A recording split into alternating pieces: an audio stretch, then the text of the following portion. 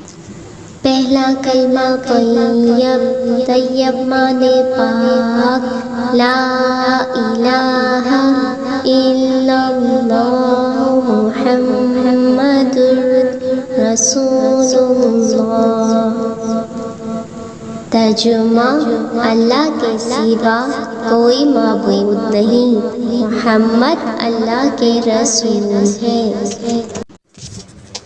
دوسرا کلمہ شہادت، شہادت معنی گواہی، اشہد ان لا الہ الا اللہ وحدہ لا شریک لہ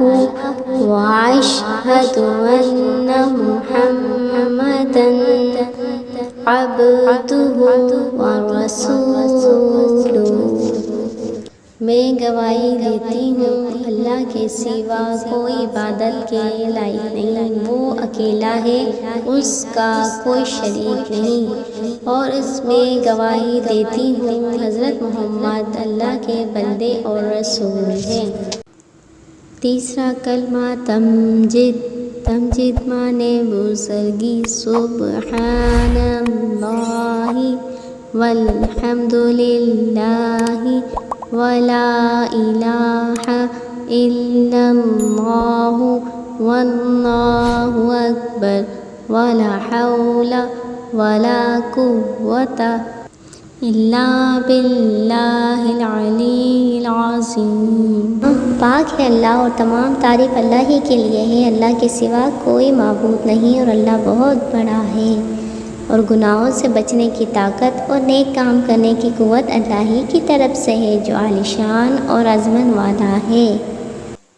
چوتھا کلمہ توحید، توحید معنی عقیدہ، لا الہ الا اللہ وحدہ لا شریک لہ، لہ الملک وَلَهُ الْحَمْدُ يُحْيِي وَيُمِيتُ وَهُوَ حَيٌّ لَا يَمُوتُ أَبَدًا أَبَدًا ذُو الْجَلَالِ وَالْإِكْرَامِ بِيَدِهِ الْخَيْرُ وَهُوَ عَلَى كُلِّ شَيْءٍ قَدِيرٌ۔ ترجمہ، اللہ کے سوا کوئی معبود نہیں، وہ اکیلا ہے، اس کا کوئی شریک نہیں، اسی کے لیے بادشاہی اور اسی کے لیے تعریف ہے، وہی زندہ کرتا اور مارتا ہے اور وہ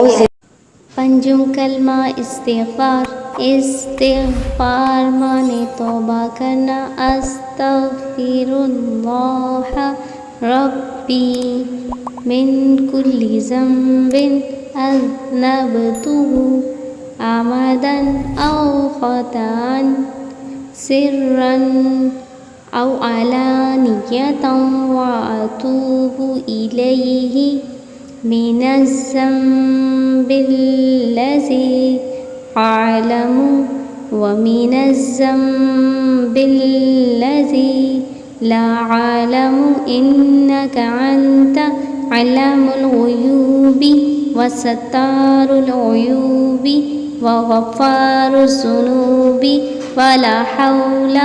ولا قوة الا باللہ العلی العظیم۔ ترجمہ، میں اللہ سے معافی مانگتی ہوں جو میرا پروردگار ہے، ہر گناہ سے جو میں نے جان بوجھ کر کیا یا بھول کر،